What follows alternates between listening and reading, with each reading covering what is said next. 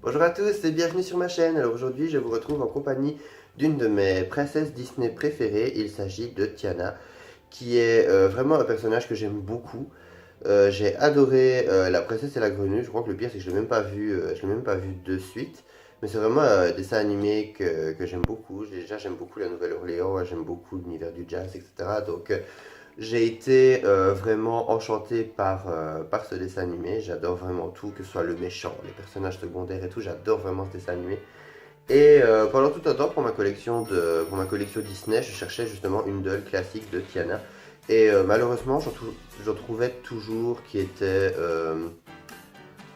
assez, comment dire, belle, mais pas ressemblante. Et en général, bon, j'ai un délire assez bizarre. En général, à part Maléfique, qui est vraiment mon personnage préféré et que j'aime bien avoir plusieurs variantes d'elle, j'ai tendance dans mes collections à ne vouloir qu'une seule représentation de chaque personnage que je collectionne, donc en matière de surtout de figurines et de dolls.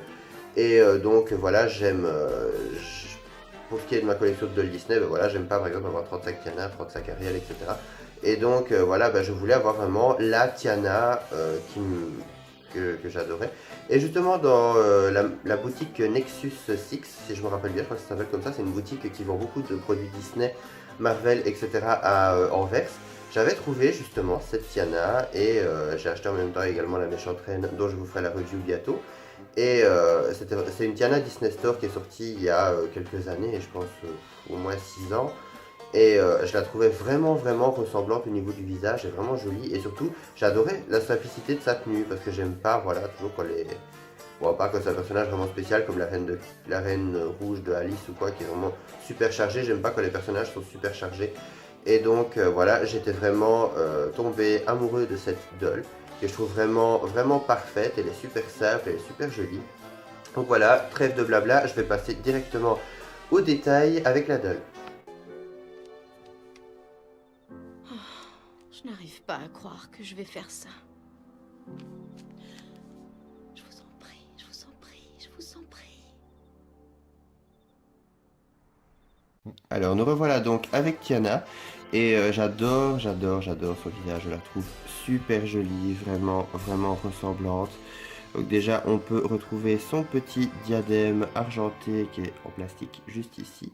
Donc il est vraiment cousu dans le cuir chevelu de la doll, c'est pas plus mal, comme ça on évite de le perdre. Ici donc on revoit son petit chignon, donc c'est bouclé là au-dessus. Voilà. Bouclé ou crêpé, je ne sais pas. J'ai pas vraiment été chipoté pour voir. Alors, on retrouve ici des petites boucles qui sont laquées. C'est bien parce que ça ne bouge pas et ça se met très bien comme ça. On remarquera qu'elle a un petit peu du rose juste au-dessus des yeux, donc du fard à paupières rose. Elle a de très beaux yeux bruns. Elle a un petit rouge à lèvres assez clair, rose clair. Donc voilà, et on va passer de suite à sa robe. Donc c'est apparemment la robe bleue qu'elle porte au, euh, au bal de Charlotte, au bal masqué de Charlotte, si je me rappelle bien. Enfin, je pense que c'est inspiré de ça. Parce que c'est pas une robe vraiment qu'elle porte durant le film. Donc c'est une robe bleue très classe, assez pailletée. Ce qui est bien, c'est que ça ne fout pas des paillettes partout. Elle a également quelques petits cristaux qui sont un petit peu mis plic-ploc dans le corsage. Et en guise de ceinture, elle a un petit ruban qui est noué sur le côté. Pour ce qui est de ses chaussures, par contre, elle a les chaussures assez simples, puisqu'elle a juste deux petites ballerines bleues, auxquelles j'ai laissé les élastiques. Parce que je ne savais pas si ça servait ou pas. Voilà, donc pour ce qui est des articulations pour cette doll, donc elle est articulée au niveau de la tête, au niveau des épaules, donc du haut des bras, au niveau des coudes, au niveau des poignets et au niveau des jambes. Donc voilà, je suppose que les jambes, ouais, ce sont des jambes en caoutchouc avec des fers à l'intérieur. Voilà, je suppose qu'on peut l'asseoir et lui écarter les jambes comme toutes les autres. Voilà, mais je suis vraiment très fan de cette doll, je la trouve vraiment super jolie. On remarque vraiment ces petites fossettes au coin des joues, je trouve ça vraiment trop mignon. Elle est vraiment super ressemblante par rapport au personnage. C'est un personnage que j'aime beaucoup, qui est très courageux et qui a vécu très difficilement. Donc voilà, vous pouvez voir l'arrière. On peut enlever donc la robe avec un petit velcro.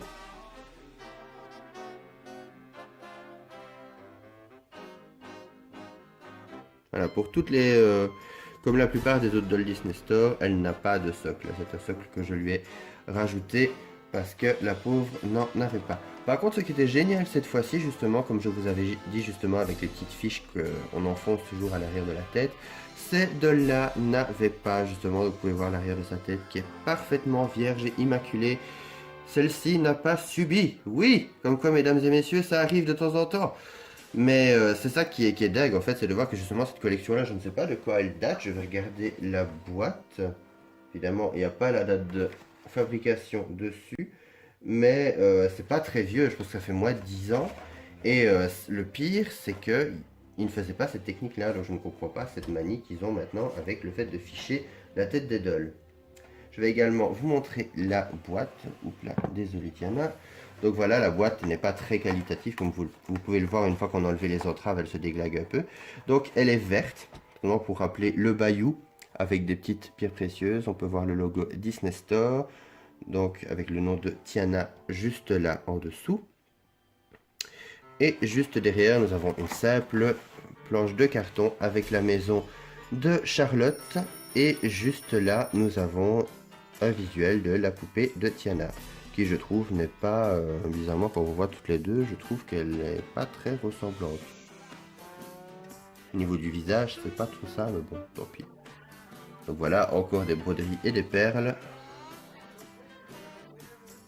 Donc voilà, je suis donc super content d'avoir Tiana dans ma collection, c'est vraiment un personnage que j'aime énormément. Et voilà, l'autre jour j'ai un petit peu compté toutes mes dolls Disney, etc. Et je suis content justement de voir que ma petite collection commence à prendre de l'ampleur, surtout avec des personnages que j'aime beaucoup.